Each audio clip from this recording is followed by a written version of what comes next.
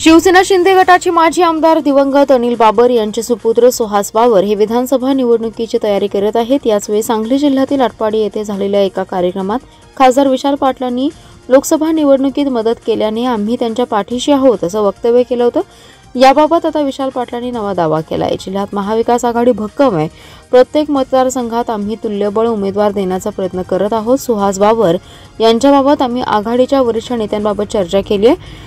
त्यानुसार मी त्यांना आमच्या सोबत या असं म्हणालो होतो, मात्र माझ्या वक्तव्याचा विपर्यास केला गेला असल्याचा दावा त्यांनी केलाय। शिवसेनेच्या स्थानिक नेत्यांना टीव्हीवर झळकायची खूण हौस आहे। त्यांना वरिष्ठ पातळीवर काय चाललंय हे माहिती नसतं। माहिती न घेता ते संवंग प्रसिद्धीसाठी वक्तव्य करत असल्याचा टोला त्यांनी यावेळी लगावलाय।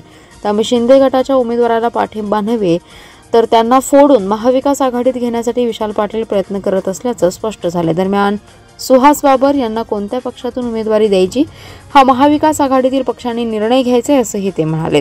दरम्यान ओबीसी मोर्चाच्या मेळाव्यामध्ये गोपीचंद पडळकर यांनी जी टीका केली आहे ती पुढील विधानसभा निवडणूक डोळ्यासमोर ठेवून केली आहे।